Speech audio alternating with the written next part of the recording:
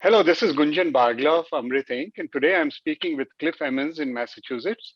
Cliff ran a major engineering center in India for a large medical device company.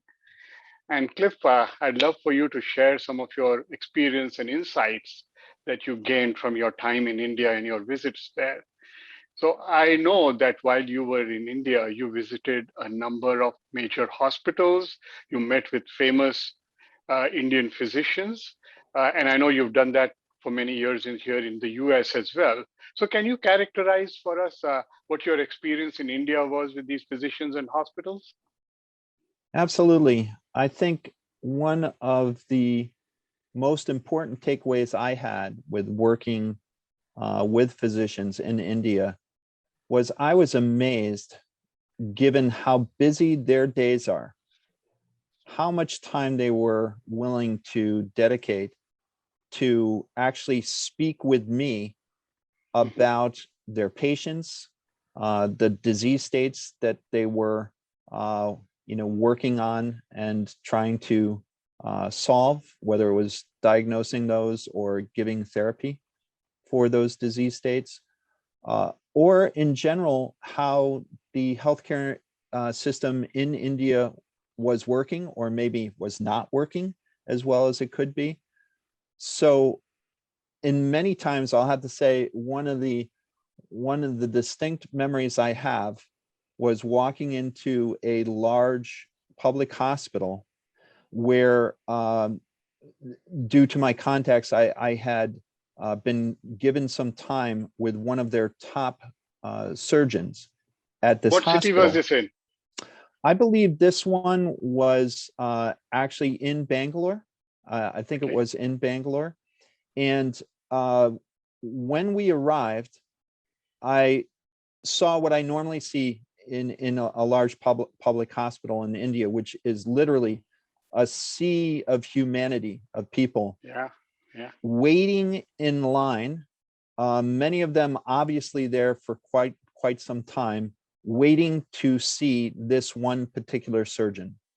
Yeah. And I recall, I think it was one of our sales reps at the time, made his way through this sea of people Yeah. and managed to speak to their administrator and said, we're here from the company. This is a gentleman who's come from the U.S. to speak with Dr. So and so, and immediately we were given access to the surgeon. They Mhm. dipped inside, poked their head inside, and almost immediately the surgeon came out and started speaking with us, and then invited us into his office. At Mhm. which point we Yeah. proceeded to have a wonderful discussion for nearly an hour. And in the meantime, I had this feeling of, my goodness, I'm actually holding up, you know, his actual patients coming to see him because he is so intent on making sure he has this opportunity to Mhm. speak with this medical device person that could potentially help his, his patients. And uh, I know that at the end of that day, he continued to work well beyond that hour that he spent with me. But it was amazing because, in contrast to most other surgeons I've met with in Europe or the US, I usually had to run after those surgeons, literally in the hallways, in between procedures. And it's not that they're less dedicated to trying to move technology forward and helping solve medical Yeah. issues. It's just Yeah. simply that there's a different. I found the mindset different and refreshing. That's interesting. That's fascinating to hear, Cliff. And I know that from these ideas that you got from the physicians and their feedback, you led an engineering team, at the engineering center in India that you ran. You hired dozens of engineers, hundreds maybe, and a number of managers. And I wonder if you could characterize a little bit how the engineers and managers in India function, and perhaps how they are different from the teams that you have led, in Connecticut, Massachusetts, and elsewhere. Yes, I would say the biggest contrast that I've seen between engineers, not just in India, but other, I would say, Eastern countries, including China, Southeast Asia, in comparison to the U.S., is Yeah, I I found that it was interesting that um, it was it was a little more challenging to find engineers that actually had experience within the medical device or life science industry.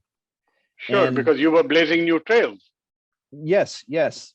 And I definitely think that the exciting thing that continues to happen with India is that more and more, uh, because of large companies like the one I work for have invested in India over the years, is that is becoming less of a barrier to find talent in the medical device and life science area.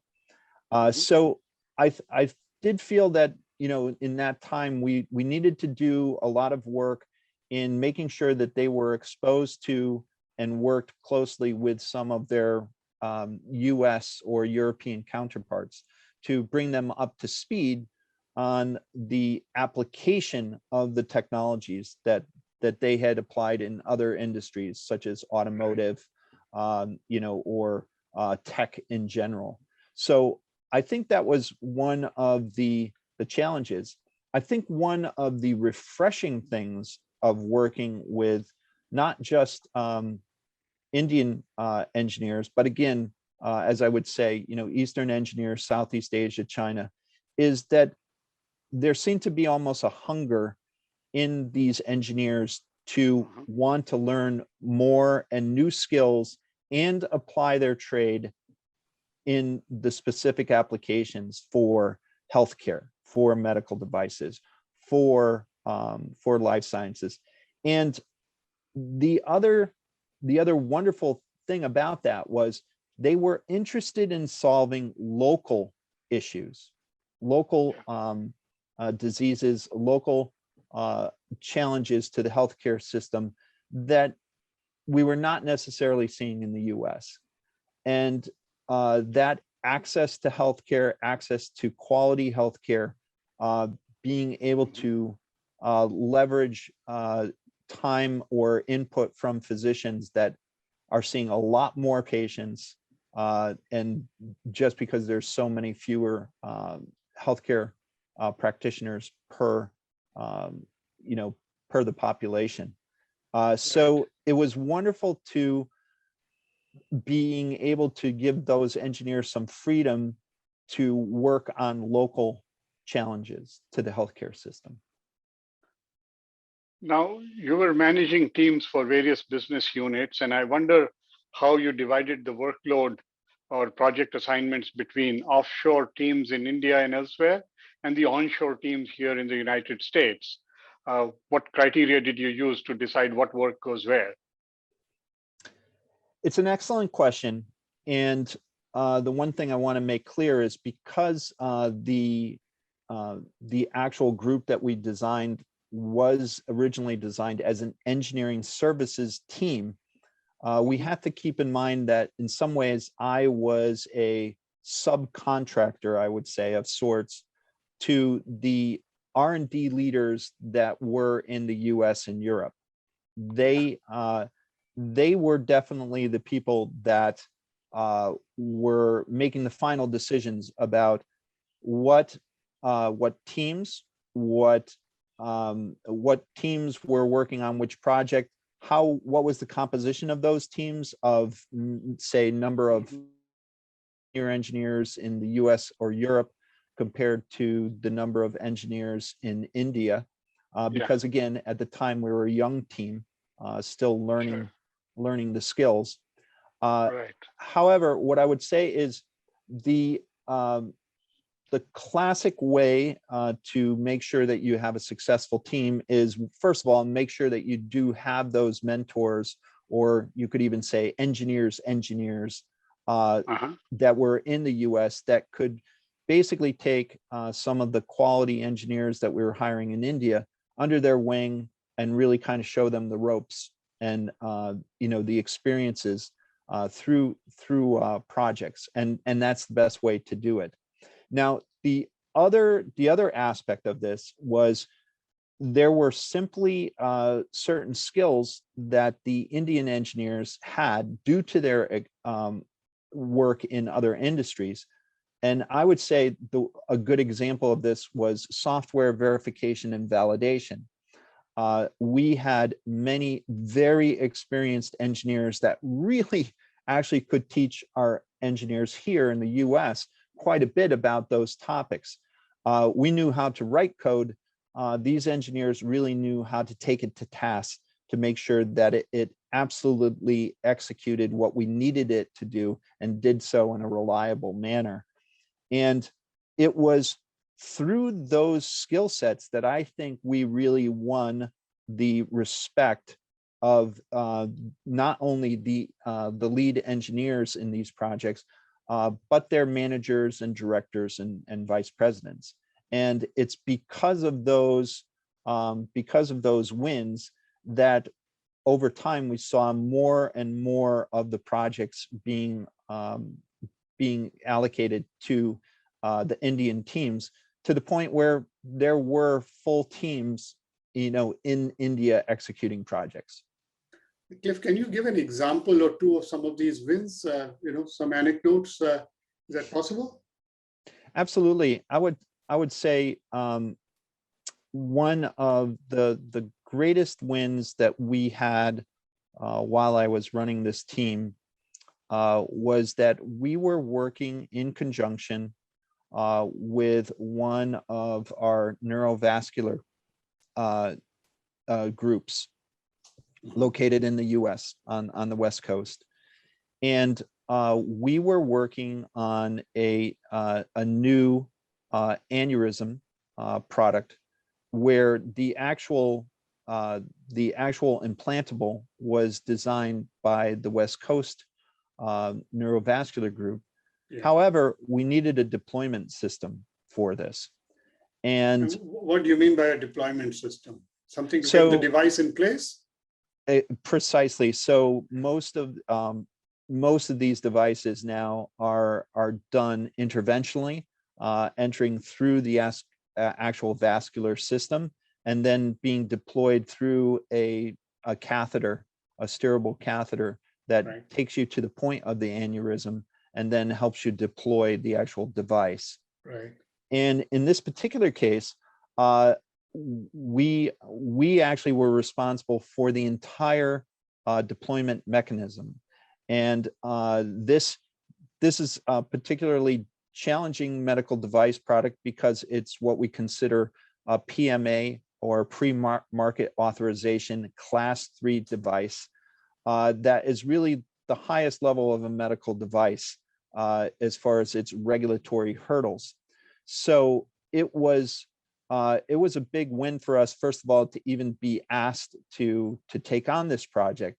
Mm-hmm. But we executed it very well. We executed it on time, within budget, and it was recognized within the company as being one of the best projects executed, in that for that particular year, the year that it was released. And because of it, it really showcased the talents of the group to say, this is a group that you can turn to when you have a new project that maybe is outside of your traditional skill set within the group that we were working with. Okay. So you went beyond just cost containment and capacity to really new skills that the group on the US side may not have had, and you developed them in India. Amazing. Absolutely. And I would say novel devices that were patented, and the team could really hang their hat on that as a huge accomplishment, not only for the degree of difficulty of the project, but the fact that intellectual property was generated and that it was recognized by their peers throughout the entire organization that this was one of the standout projects executed in that year. Thank you. Thank you. So let's move on to another aspect of your work. When you and I worked together for so many years, you and I together visited a number of external service providers in India. I remember traveling to Mysore, to Bangalore, to Chennai, to Delhi, Mumbai, and across the country with you, and as did my team. Tell me a little bit about how you determine what work goes to an external provider versus what stays in-house within the company at your innovation center in India. Absolutely. I think, as you can imagine, there's many factors that you want to take into into consideration. Probably the most sensitive one is in the area of what I mentioned just in a previous example, intellectual property. And while all of these third-party engineering service providers, I believe, do a very good job of protecting your intellectual property, and essentially, even though unique things may be produced by their team, this is transferred directly to the company that's contracting them through their agreements. Now, at the same time, though, just simply the fact that you do realize that there are other of your competitors utilizing these companies, many times a company will choose to actually keep the most sensitive information to an in-house team, a team that is our direct employees of the company. And every company needs to weigh those risks versus rewards, okay? Because the point is, as I was saying earlier, the challenge would be for you as you're setting up your own team, how do you find that level of talent in order to produce and work on those sensitive types of projects against the risk of potential IP leakage or loss. Each company needs to come to that decision themselves. Everybody has, just like investors have different levels of risk reward profiles. Companies need to make those decisions. However, I think the other factor is what I alluded to before, which was in the case of software verification and validation, is you need to know the current capabilities and skill sets of your current team. And a no-brainer is that turning to a large ESP that has, say, rows and rows of software verification and validation engineers, it's really a no-brainer to turn that level of work over to these groups because they just have great experience in doing it, and they have a track record, a clear track record. So I think these are two big important aspects. I think the final one, though, is that I would say as you begin to, I think you can almost think of an engineering service provider as training wheels.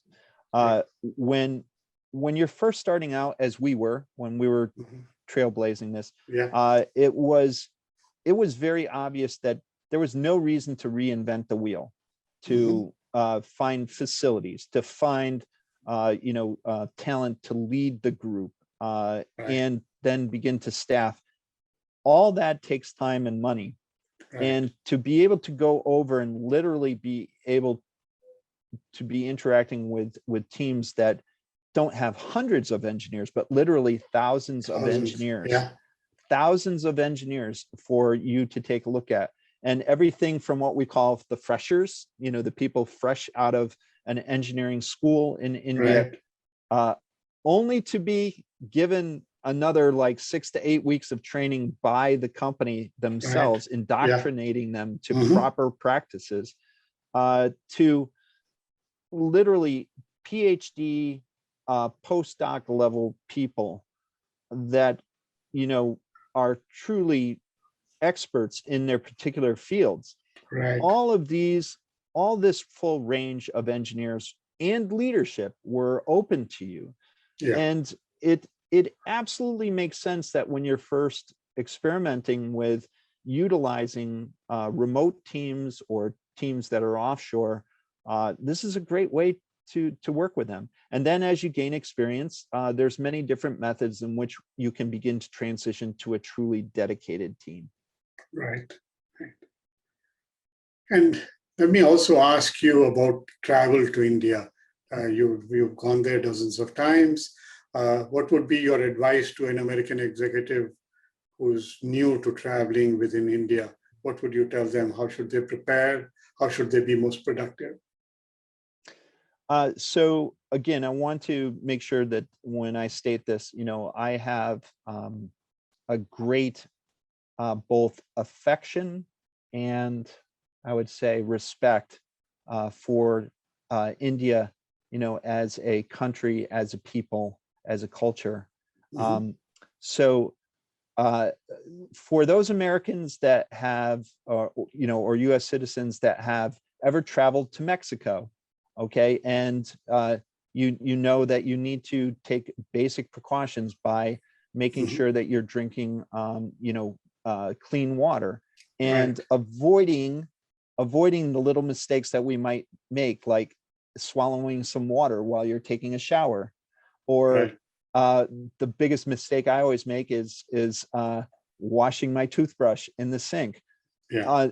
That is probably the single most important thing to stay healthy, whether you're going to Mexico or going to India. And sometimes I've described, if you've been to, I've asked people, how is it in India? And I said, well, especially, the food, and water and things along those lines. And I said, well, India could really be described as Mexico on steroids. So take Yeah. your precautions seriously along those lines. The other thing is that it helps when you're at an international hotel. For me, you and I actually had a discussion about after being at a long trip, and I once said to you, I love being over here, but I just wish I could get my eggs in the morning with no spices in them. Right. And you said, Cliff, all you need to do is simply say no spice. And that was good advice. I do think one of the things I would also say to people, though, is you're there in this new culture, take advantage of it.